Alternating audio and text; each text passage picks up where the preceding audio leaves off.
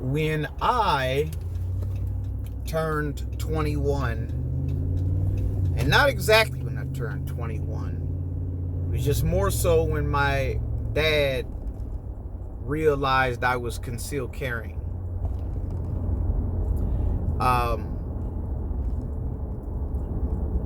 He had to have a conversation with me, being my dad.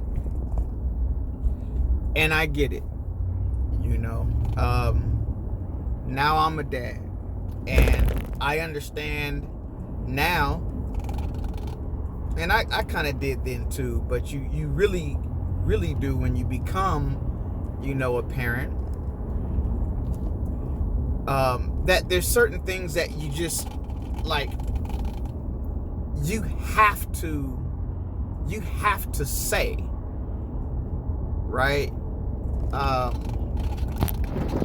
It's like if you don't say it, you'll kick yourself for the rest of your life if something happens and you could have said something to your child about it to make sure they're up on game. And in most situations, you're like, I know my child knows this, but just in case, I got to give them this information. And so when my dad found out I was carrying, I already owned a rifle, right, at 270. And I was already moved out the house before all this and whatnot. But I'm not carrying a gun until that time. So 2002, it was like late 2002. And my dad had found out that I was carrying. My mom knew before my dad did. And it's not like it was a secret. It's just that it wasn't something where I'm like, hey, Dad, guess what? It was just like, I just started carrying. It's like, okay, I'm old enough now. I can, let me do this. So my dad takes me to the bar. He's like, come on, let's go to the bar. And we go to the bar and to have a drink. And I don't even know if I had a drink, but we sat at the bar, and he said, look, son, I know you are, you're very intelligent, you're smart, you're level-headed. I believe in you. I trust in you. I can't tell you how proud I am of you for just simply who you are. And he said, but now that you're carrying a gun everywhere,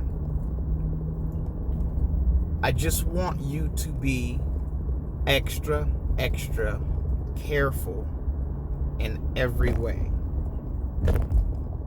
And so he kind of goes into that, right? He dives into that a little bit more.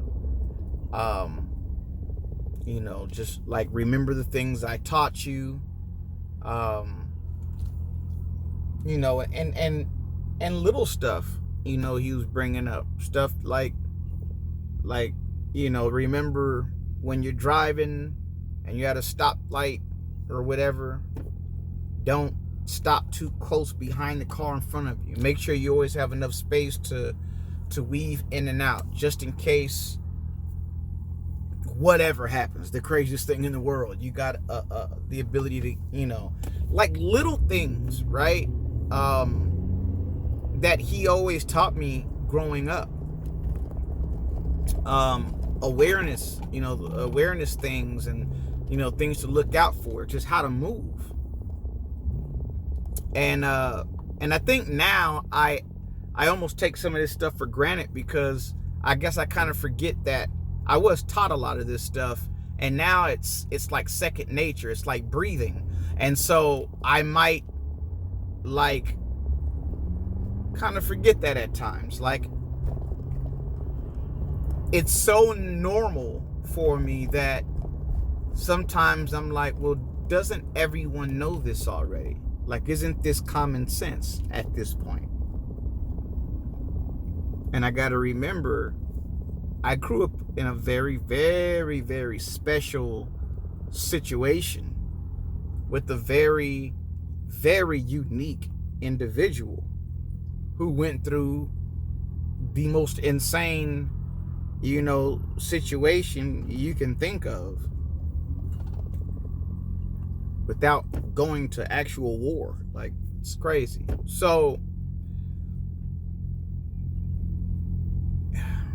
he's talking to me. He's, don't forget these things. Remember that. Remember what I taught you. And the biggest thing was safety, safety, safety. My dad drilled safety into me to a level that you have no idea. And I love it. Maybe at the time I didn't like it all the time. I did understand, but there were times where I'm like, yo, Dad, like, I got it. Like, this is a little bit like you're just beating this dead horse for no reason at this point. And that's how I was taking it. But now that I'm a dad, boy, do I understand why. Like, he's drilling that safety into me. And so anyway, safety was a huge topic. So it was remember how I taught you how to move, being aware, whatnot, safety, big time, which safety was the first conversation. And then the third thing was something that we never really spoke about. So Dad opened his arm like this. He put his arm out like this. My dad has these two veins that come from the middle of his arm and split and go up his arm. And as a kid, I had always noticed that. For some reason, I thought it was cool. And then as I got older, I realized I had literally the exact identical vein pattern, right?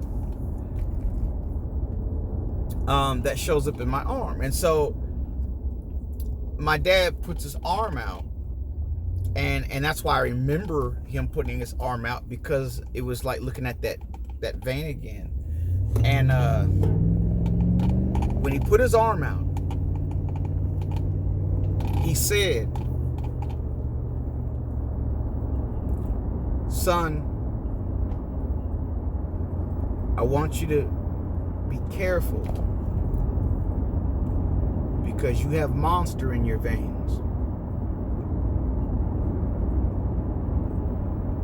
I'm thinking to myself, what? What? But I'm listening. I didn't say what like that, but I think my facial expression, I'm sure, did. And I'm just like, huh? And I'm just listening. And, he says, "Your grandfather was a gentle giant, 6'4", and just gave me the rundown on who my grandpa was as a person, his dad. And he felt this was very important. And actually, it really was. And so he goes down that path of who my grandpa was. Then he talks about himself, right? Where he explains, like, me, I wasn't the gentle giant.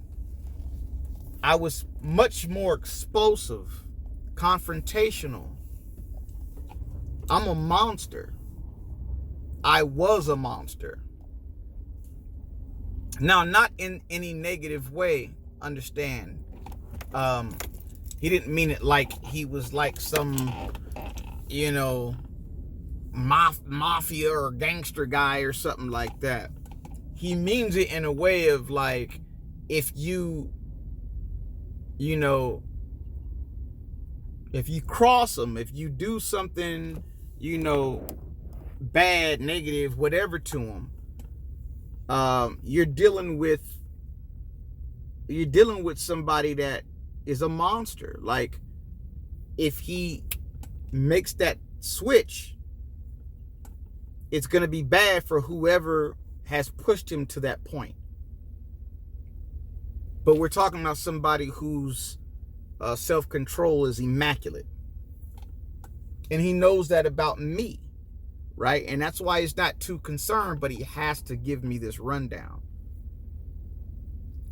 And so after he says these things, he goes, now, you are very much like me. And then I put my arm out and I'm like, look, Dad, we have the exact same vein pattern in our arm. And I remember he smiled and he like patted me on the head, and he ended it the same way he started it. You know, we had that conversation, and then he ended it again with, remember, you're carrying a gun. You cannot react the way you might react without a gun. Like, just normal. Like, somebody says something to you that's like crazy, and you like react like, what? Who the hell you talking? You know, or, you know, checking people who are out of line. That you can't do that now. You're carrying a gun, and you can't, you know, you got to let stuff slide that you typically would never let slide. You're carrying a gun. And so he ended it saying, you got to remember, you got monster in your veins. There's a monster in your veins. And you have to learn how to control that. Especially because you're carrying a gun. So, that was our conversation. I'm just curious if anyone else, you know, your parents or grandparents or whatever had a conversation with you when they found out you started carrying. I don't know, maybe I'm alone here, but, you know, I'm just curious if anyone else had any type of similar situation, or it could have been, you know, a 5-second, you know, like a little sentence or a comment or something. I don't know, but let me know if your parent or had something to say about you carrying and gave you a spiel. Let me know. Whammy out.